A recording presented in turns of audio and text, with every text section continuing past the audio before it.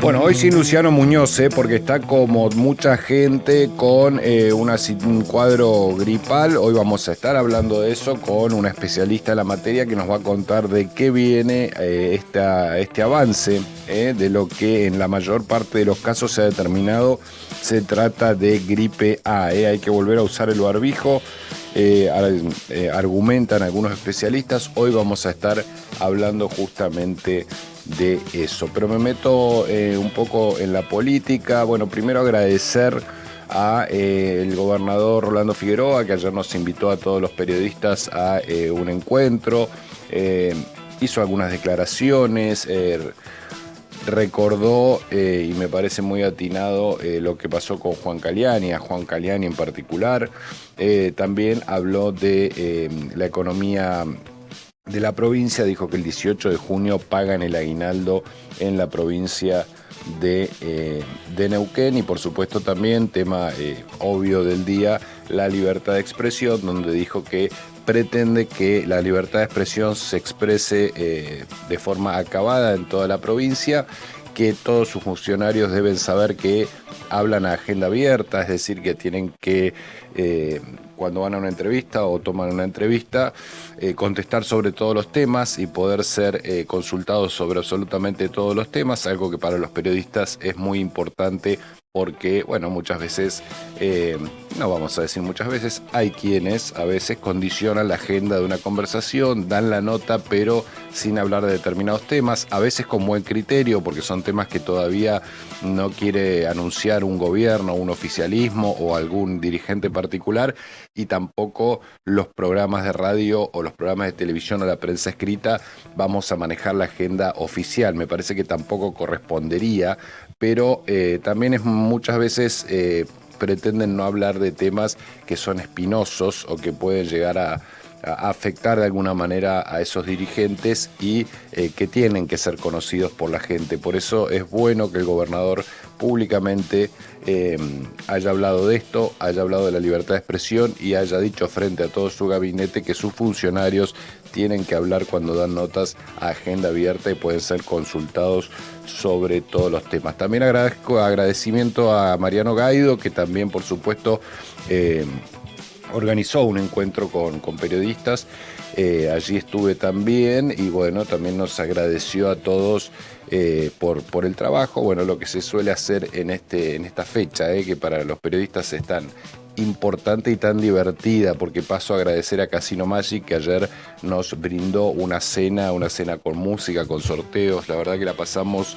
muy lindo, un momento de encuentro de todo el ambiente, de los que trabajamos en los distintos medios, así que vaya nuestro agradecimiento. Gracias a Carlitos Kopman, el intendente de Zapala, que en un rato va a estar acá también, por hacerme llegar un presente. Bueno, y a todos los que saludaron en el día de ayer, mandaron mensajes tanto en los medios, aquí en los WhatsApp públicos de la radio, como en forma privada.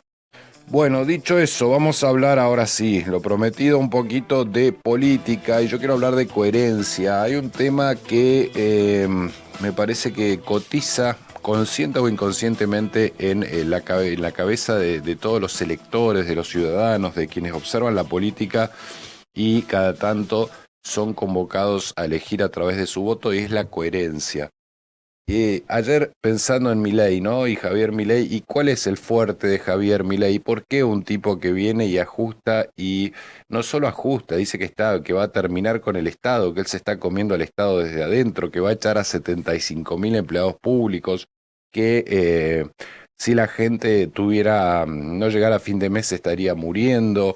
que algo van a hacer antes de que eso ocurra, es decir, liberados a la suerte del mercado, alguna solución cada uno le va a encontrar a su propia vida? Bueno, nada nuevo, un liberalismo extremo, un libertario confeso, y yo diría absolutamente fanático justamente de esa corriente de pensamiento, sobre todo económico. Pero ¿qué tiene Milei que no tienen el resto para que una persona que plantea eso se sostenga como se sostiene?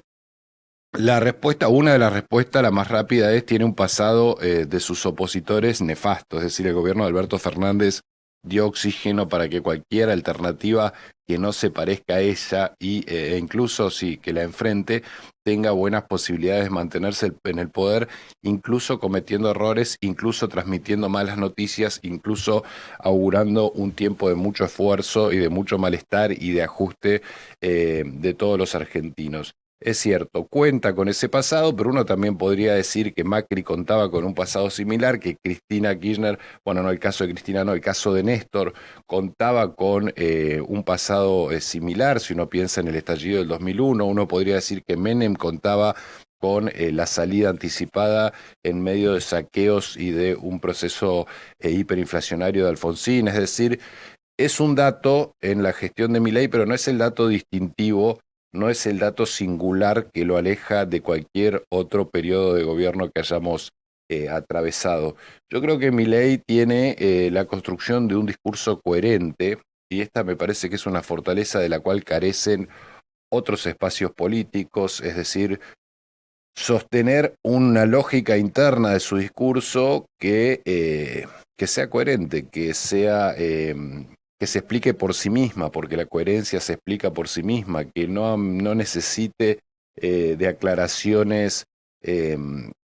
ad hoc, que no necesite estar agregándole nada a su discurso. Él es un liberal, un libertario convencido, un Estado pequeño que solo se dedique a la seguridad, al cuidado de la vida, de la libertad, de la igualdad ante la ley. Y no se corre de ahí, se dedica a administrar la macroeconomía, es decir, la estabilidad macroeconómica, y que luego la microeconomía se desenvuelva, se desarrolle y se la arregle por sí sola. Esto es lo que piensa evidentemente Javier Milei, lo ha dicho muchas veces, no estoy inventando nada. El tema es que es el único que sostiene un discurso coherente, aún dando malas noticias, aún haciendo declaraciones impopulares, no tiene las incoherencias por ahora. Escoba nueva barre bien, me decían ayer, pero por ahora no se ha sometido a grandes incoherencias dentro de lo que es su discurso y la marcha de su gestión. Alguno me podrá decir, bueno, el caso Petovelo, que está tan enrarecido después de un presidente que opina que la casta política es toda ladrona y que es el gran enemigo y el gran problema de los argentinos. Alguno me podrá decir que es más condescendiente con algunos sectores que con otros en materia de ajuste. Por ejemplo, les da a los grandes capitales, a los grandes empresarios, eh, subsidios, beneficios, baja o pretende bajar los impuestos a los bienes personales, mientras, por ejemplo, restituye la cuarta categoría del impuesto a las ganancias que impactan sobre sectores medios y medios bajos. Es decir, por supuesto, cuando uno empieza a raspar, encuentra algunas incoherencias o algunos puntos de conflicto en esto que estoy planteando con el gobierno de Javier Milei. Pero en términos generales, el discurso de Milei es creíble. A lo mejor es antipático, a lo mejor no es lo que nos gustaría escuchar. Por supuesto que crece la pobreza, por supuesto que crece y va a crecer, y así estiman todos los economistas, el desempleo en este nuevo modelo económico. Por supuesto que se frenó la obra pública, que hay que reorganizar todo lo que tiene que ver con la apoyatura del Estado a los sectores que menos tienen. Hay mucho para decir, pero Milei tiene esa fortaleza, me parece a mí, digo, como uno de sus puntos distintivos, y es logra transmitir un discurso coherente y por lo tanto creíble. No es lo que le pasa al kirchnerismo, no es lo que le pasa al Congreso de la Nación, que en la misma sesión que se aumenta el 80% la dieta, discute por un 8% más o menos en la miserable suma que cobran los jubilados en nuestro país. Creo que hoy es como que el único discurso que uno puede decir, este discurso es sano, es atendible, es escuchable, se puede estar de acuerdo o no, pero es respetable en todo caso como punto de vista, es el que está llevando adelante el libertario. Y encima lo exacerba, lo lleva a declaraciones extremas e incluso ensaya un personaje mediático. eh, porque no solamente explica la teoría económica en términos técnicos, sino que además dice cosas como que les va a les va a vetar todo a los congresales porque le importa un carajo, porque dice que la gente si no llegara a fin de mes se moriría de hambre. Es decir, reduce, resume, simplifica, pasa al criollo lo que él piensa sobre la política y sobre la economía, sobre el Estado, en frases que además son títulos mediáticos. Ese sería un detalle, pero yo creo que hay que prestar atención y yo creo que toda la dirigencia tiene que prestar atención a este tema. La coherencia discursiva está cotizando la gente en el marco de una crisis de representación. Alguno me dirá, los argentinos vivimos de crisis de representación, salvo pequeños periodos cuando recién asumen gobiernos y cuando tienen algún empuje. Puede ser Néstor Kirchner, un presidente en la democracia que empezó y terminó con una legitimidad importante, pero después la crisis de representación nos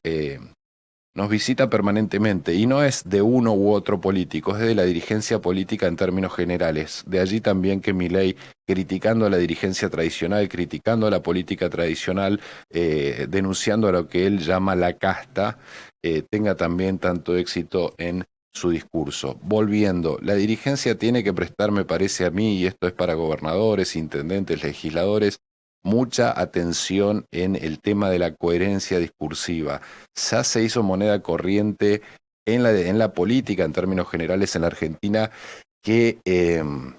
pegar volantazos discursivos es aceptado, pasa el filtro, pasa el colador, el tiempo se lleva de alguna manera todo mal recuerdo de los volantazos que pegan a veces los dirigentes políticos en las distintas coyunturas, y eso generalmente nunca ha sido sancionado de manera rotunda en las urnas. Yo creo que eso ha cambiado, yo creo que la gente empieza a pedir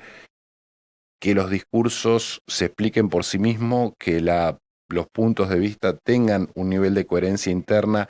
y a mí me parece que Milei, con todos sus defectos, sus excesos, y tan aferrado, y tal vez por ello mismo, tan aferrado a la teoría, alcanza a presentar algo verídico, no sé si verdadero, pero por lo menos verídico y que se explica por sí mismo, que guarda coherencia interna, es decir, es un liberal, es un libertario, no se mueve de ahí, no pretende moverse de ahí, lo afirma así tenga que pagar costos políticos al hacerlo, y yo creo que parte de lo que la gente observa como positivo en el presidente de la nación es justamente eso.